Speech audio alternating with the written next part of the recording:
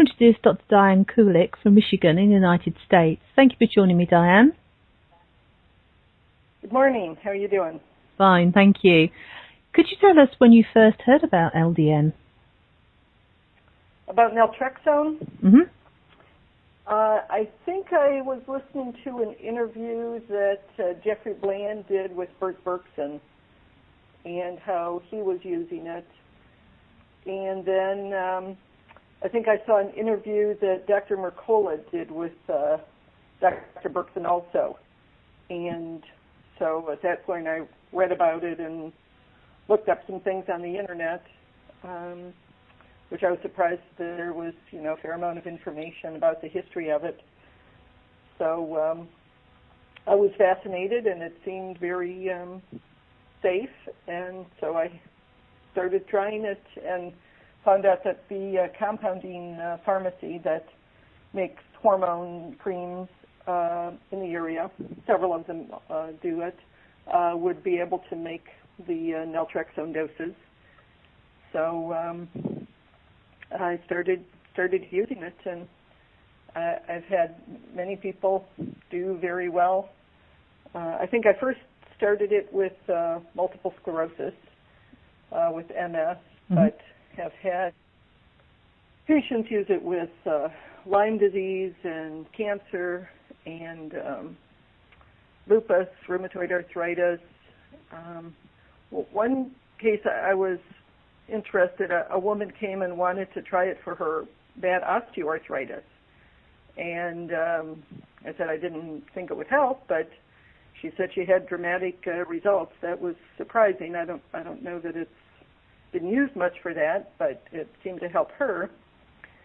But probably more so I've used it with cancer and MS, and it's a lot of times difficult in cancer because I usually have many nutritional things that people are using and other supplements that they're taking, so it's hard to correlate directly, but definitely with MS, I've had some patients doing very well on it and then thinking that it wasn't helping them anymore, stopped it, and found that their symptoms recurred and they got back on it and they did better. So definitely seems to get a correlation that it's helping.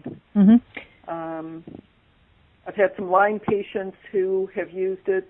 Some thought it helped, some didn't. But again, I usually have them on other things with herbs and more and more now essential oils or antibiotics. So it's interesting. And one of the fascinating articles I've read recently, and I don't know how much is true, but that multiple sclerosis is Lyme disease. And I wouldn't say it is 100%, though the articles seem to indicate that, but I've definitely seen many people who were diagnosed with MS and had brain lesions and neurologic symptoms who, on further testing, do show positive for Lyme and seem to respond to Lyme treatments. So I think there must be a significant number. I haven't done a study, but in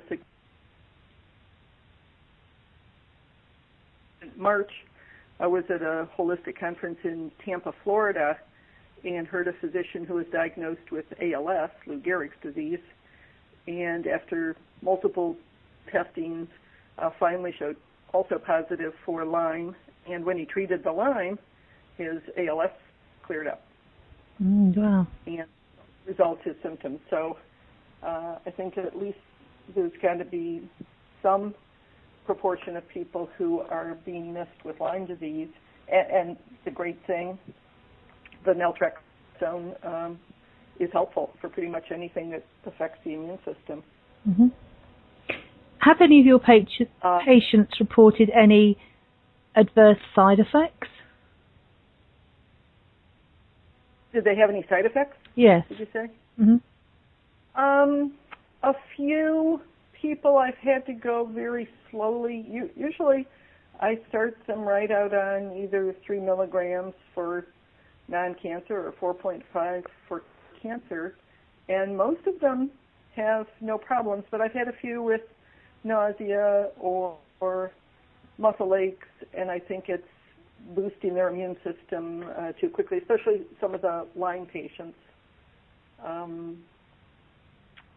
But most of them tolerate it well and take it as directed at bedtime, mm-hmm. and have good results. So I think it's a fabulous option. I have, several patients who are not happy that it's not covered by their insurance, and obviously I tell them it's not FDA approved in those doses or for those indications. So our government, our FDA, has not approved it for so many of the things that we're using it for, but as long as they know it's off-label and an alternative, fortunately, most of them are willing to at least try it and pay for it and mm-hmm. use it. So it would be nice if it was approved, but as I tell people, I don't think the company or anybody's going to do millions or billions of dollars of research for it at this point. So we're stuck with just having it made up at the compounding pharmacies. And if people in Michigan would like to actually come and have a consultation with you, how would they go about that? They could go to my website, which is www.dr for Dr. Kulik, CULIK.com, and my address and information is in there, but also our phone number at the office is toll-free. It's 855-669-9355. So I am accepting new patients, and I do have people somehow find me off and on, just coming in looking for naltrexone for things that they've read about. Mm-hmm. Most of them that I see probably hadn't heard of it, and it's just one of the things that I may offer and tell them about.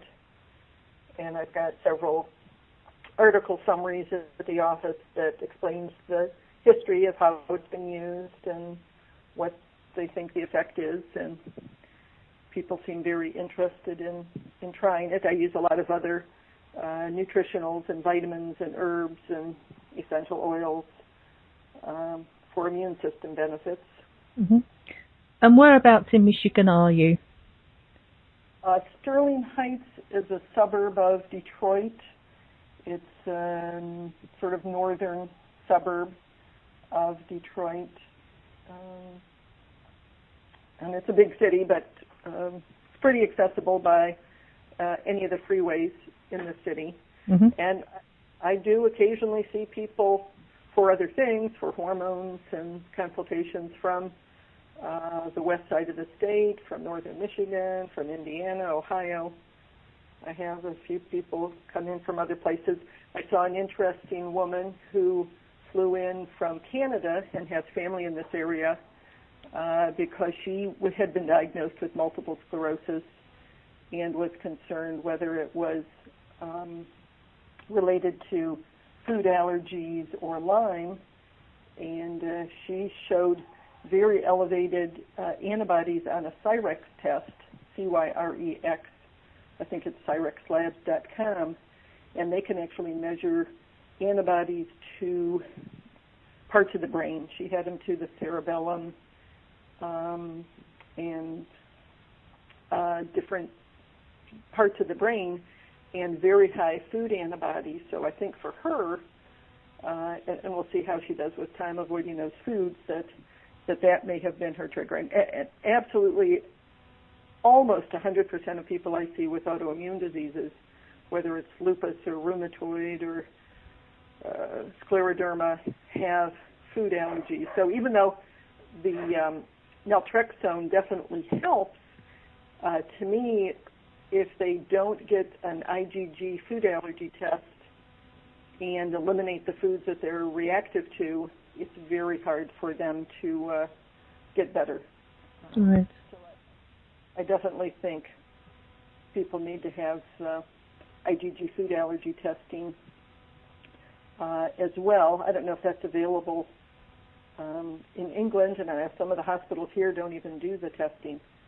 And most of the labs are not good for testing for Lyme here, so we have to send off special tests sometimes to California with IGeneX.